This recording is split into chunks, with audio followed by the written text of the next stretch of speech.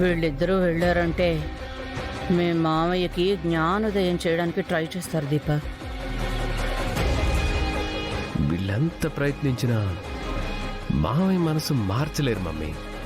అలా మారేదైతే మావయ్య కోమలిని తిట్టుండేవాడు కాదు కదా.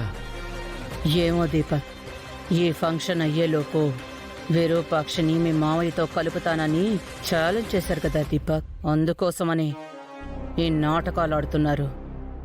నేరుగా వెళ్ళి నాటకం ఆడితే మీ మామయ్యకి కోపం వస్తుందని ఒక్కొక్కళ్ళుగా ప్లాన్ చేశారనిపిస్తోంది. చూద్దాం మమ్మీ.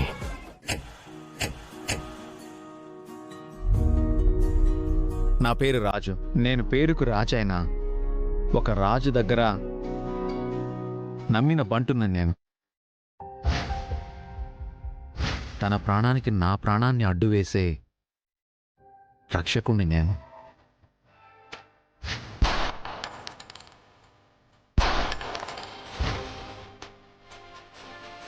ఓ మామూలు సాదా సీదా కుర్రాన్ని నేను.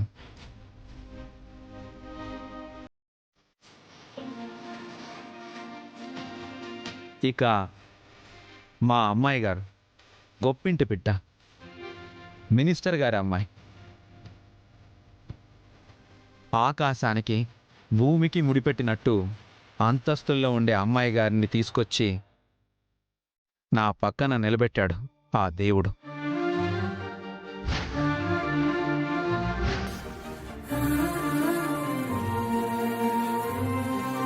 ఇక మా పెళ్లి గురించి చెప్పాలంటే, సీతమ్మ స్వయంవరంలో సీతాదేవి ఒక్క చూపుతో రాముణ్ణి కట్టిపడేసింది అంటే నేను నమ్మలేదు.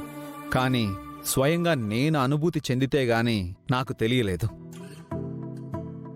అద్భుతమే అందంగా పుడితే ఆవిడలాగే ఉంటుందేమో అనిపించేంతలా అందంగా దర్శనమిచ్చింది.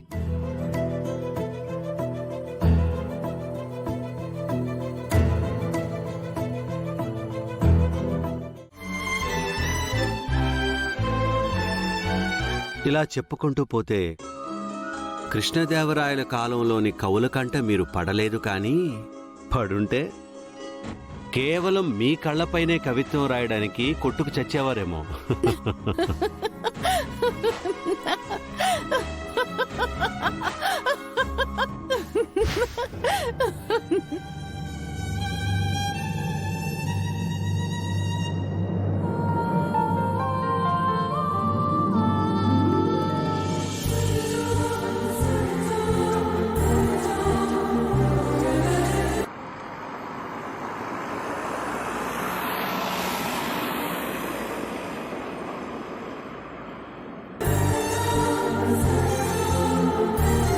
నా పేరు రూప.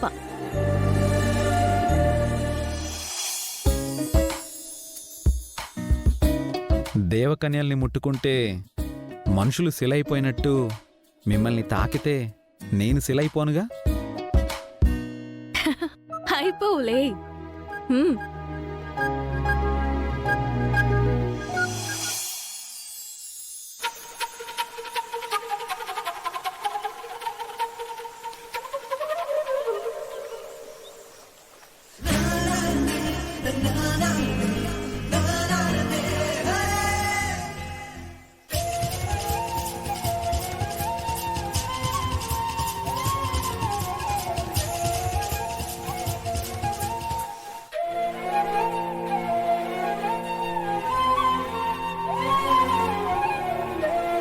ఏమైంది? మీరు నా చెయ్యి తాకితే నాకు నా గుండె తాకినట్టుగా ఉందేంటా అని చూస్తున్నాను.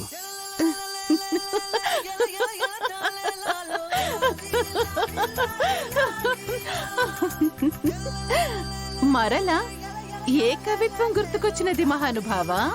తదేకముగా మమ్మల్నే చూచుచుంటిరి. కవిత్వం కాదు, ఒక సామెత గుర్తొస్తుంది. ఏంటో? నవ్వు 4 విధాల చేటంటారు. అదేంటో కానీ మీ నవ్వు చూస్తుంటే ఏ విధంగానూ చేటనిపించట్లేదు. మీ ముందు ఇంకెప్పుడు నవ్వను స్వామి.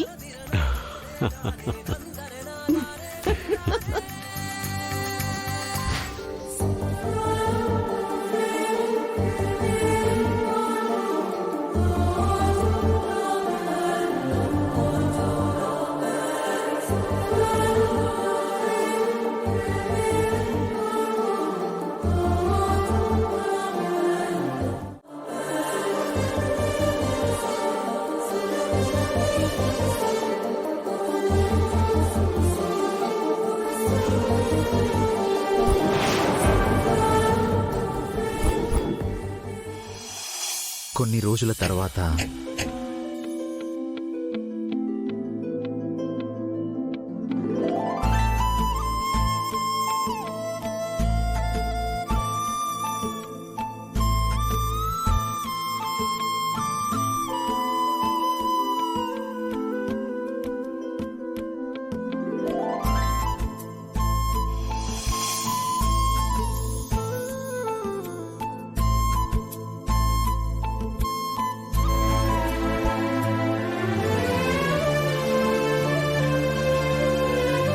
రాజు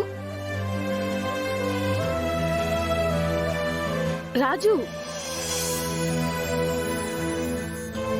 ఏంటి రాజు, నిన్న మాత్రం చందమామ దేవకన్య అని ఏదేదో చెప్పావు. ఈరోజు మాత్రం పట్టించుకోకుండా అలా వెళ్ళిపోతున్నావు. అదేం కాదండి, మరి మీరు మినిస్టర్ గారి కూతురని విన్నాను.